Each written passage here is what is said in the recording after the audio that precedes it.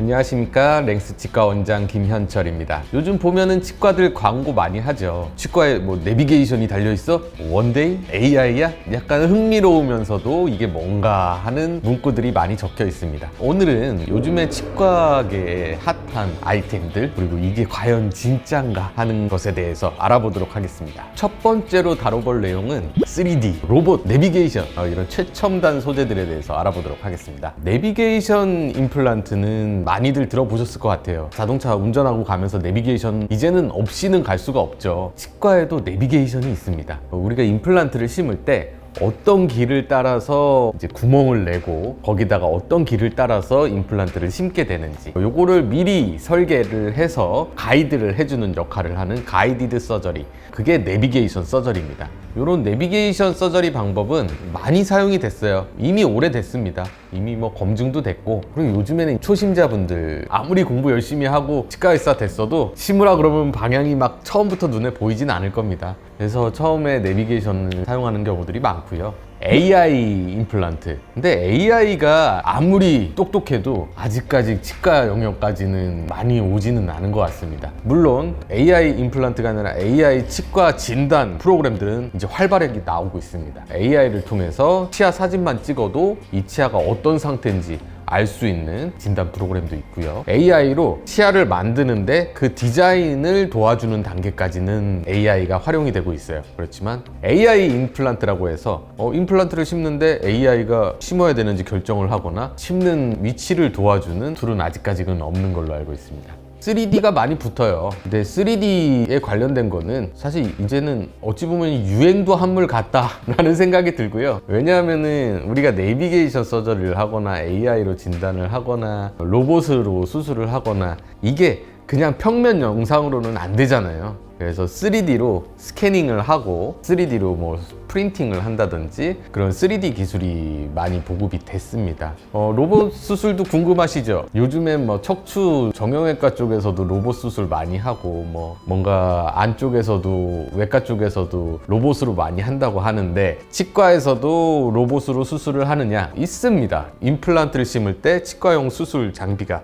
로봇으로 하는 수술 장비가 있습니다. 제가 작년에 시애틀에서 세계에서 가장 큰 임플란트 미팅이 포럼이 있어요. 거기에 참가했을 때 업체 중에 한 군데가 이 로봇으로 수술하는 장비를 만드는 회사였어요. 별거는 아닙니다. 이제 로봇 팔 같은 게 있어요. 근데 그거를 의사가 잡고 여기서 이제 로봇이 약간 보조를 해주는 요 핸드피스, 의사가 잡는 핸드피스에 암이 달려서 얘를 조금 컨트롤 해주는 거예요. 제가 우리나라에는 아직 도입된 걸 못 봤습니다. 그리고 이제 미국에는 이 제품이 상용화는 됐어요. 그렇지만 제가 봤을 때 조금 아직까지는 많이 발전을 해야 된다. 로봇으로 언젠간 될 것 같습니다. 근데 아직까지 이거를 위해서는 로봇이 3차원을 정확하게 읽어야 되는데, 제가 봤을 때 CT라는 영상 촬영 장비의 분석이 더 먼저 필요할 것 같아요. 왜냐면 CT를 의사들이 보고 판독을 하잖아요. 그래도 뼈의 질이나 이런 뼈가 어느 정도 단단한지 이런 거에 대한 정확한 결과는 나오지 않아요. 저도 그래서 그걸 보고서는 이제 뼈가 어느 정도 상태일 것이다를 예측을 하고 들어가지만, 실제로 뼈에 들어갔을 때 뼈의 감각을 더 믿습니다. 근데 아직까지는 CT상의 그런 부분들이 기록이 안 되기 때문에 CT나 3D 스캐닝 촬영 영상을 믿고 움직이는 로봇 팔이 의사의 감각을 따라가는 데는 조금 무리는 있을 것 같아요. 그렇죠. 언젠가는 되겠죠. 네, 됩니다. 아닙니다. 장비 한번 보기도 힘든 거고 사실 근데 내비게이션이라는 가이디드 수술 방법, 그거를 로봇이라고 좀 표현하는 분들은 있어요. 그거는 엄밀히 말하면 로봇이 아니라 밀링 기계죠. 3D 밀링 기계가 이렇게 징징징징 팔이 나와서 깎아요. 그게 로봇이라면 로봇입니다. 그런데 사람 몸에 그 기계가 들어가서 이렇게 하지는 않아요. 두 번째로 다뤄볼 주제는 원데이 임플란트입니다. 특정 치과나 특정 광고를 타겟으로 말씀을 드리는 건 아니고요. 통상적으로 라미네이트를 하거나 뭐 임플란트를 하거나 치과 치료가 좀 오래 걸리는데 이거를 원데이 하루에 끝낸다 해서 그런 용어들이 통상적으로 좀 많이 사용이 되고 있어요. 그게 가능하느냐? 그게 좋으냐? 사실 임플란트를 할 수 있는 사람이 임플란트를 심고 머리를 빨리 만들고 빨리 끼운다, 이게 하루 만에 끝낼 수 있는 뭔가 술기의 문제는 아니거든요. 하루 만에 임플란트를 심었는데 그날 이 임플란트에 힘을 가해도 되느냐? 그게 포인트입니다. 뼈가 단단하신 분들이 있고 조금 무른 분들은 있으시겠죠. 나무에 못을 박아서 그냥 고정이 되는 것처럼 고정이 되는 게 아니라 임플란트가 들어가면 그 주변에 있는 뼈들이 리모델링 돼요. 임플란트에 딱 달라붙는 게 아니라 그 주변의 뼈가 새로 생성되면서 임플란트와 결합을 하는 겁니다. 이 모든 과정이 하루 만에 이루어진다? 그거는 의사가 대단한 게 아니라 사람이 슈퍼맨이죠. 상처가 나자마자 회복이 된다는 거예요. 그래서 원데이 임플란트는 내 몸이 원데이가 아니다 라는 것만 아셨으면 좋겠습니다. 몇 번을 와야 되느냐? 자, 첫 번째 임플란트 수술할 때 이를 빼고 염증 제거하고 임플란트 심고 주변에 뼈 이식하고 그 단계를 하루에 할 수 있어요. 그 다음 단계로는 본을 뜯는 단계. 임플란트를 심었으면 이 임플란트가 어느 위치에 있고 주변 치아와의 관계가 어떻게 되는지 기록을 해야 됩니다. 그래서 본을 뜨거나 아니면 3D로 스캐닝을 하죠. 그런 단계가 필요하겠고, 그렇게 해서 제작을 하면 그 다음에는 끼우는 단계, 그 단계가 필요해요. 그래서 총 3번 수술하고 본 뜨고 끼우고 요 3단계는 꼭 필요하니까 적어도 3번의 방문 필요하실 것 같습니다. 세 번째로는 관심들 많으실 거예요. 수면 또 무통 임플란트, 결국 아플까봐. 수면 임플란트는 말 그대로 그냥 자면서 치료를 받는 겁니다. 하지만 이게 완전히 잠이 드는 거는 아니에요. 내가 자발적인 호흡을 할 수 있는 단계입니다. 의식하 진정이라고 하죠. 그 단계에서 하기 때문에 철저한 모니터링이 필요하고, 성형외과 쪽에서 쓰는 약하고는 조금 달라요. 우리는 입 안으로 모든 수술을 하잖아요. 치료도 하고. 입안에 물이 잔뜩 차 있습니다. 내가 자가 호흡을 할 수가 없어요. 그래서 그런 부분에 대한 컨트롤이 정말 중요해요. 모니터링을 항상 하면서 수술하는 게 중요하고,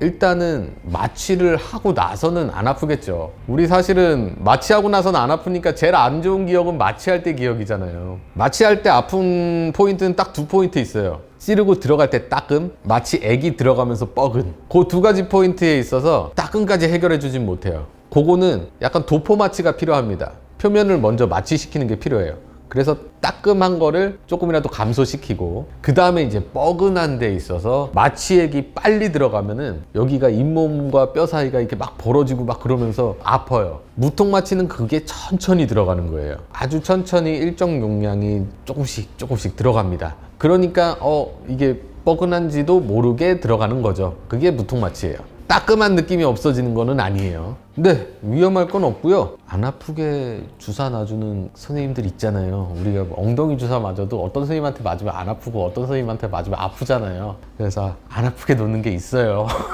자, 그럼 이거를 내가 하고 싶은 대로 뭔가를 선택해서 내가 알아보고 병원에 가야 되느냐? 사실은 이런 부분에 있어서는 의사의 판단이 더 중요한 몫이라고 생각을 합니다. 수면 임플란트 같은 경우는 환자의 전신 상태의 평가, 그리고 드시고 계신 복용 약물에 대한 평가가 중요하고요. 수면을 하고 안 하고는 환자분이 결정을 하시겠지만 의사가 가능한지 여부에 대해서는 판단을 하는 게 필요할 것 같아요.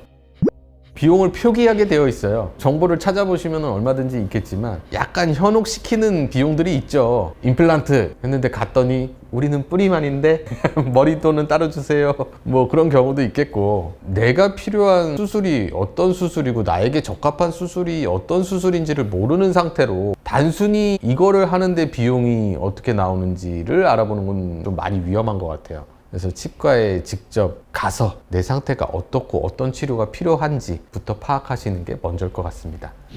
간만에 이행시 한번 가야죠. 오늘은 이제 유행하는 임플란트들에 대해서 알아봤으니까 유행으로 한번 가보겠습니다. 유행 따라 쫓아다니지 말고 행동부터 하세요. 이부터 닦으세요.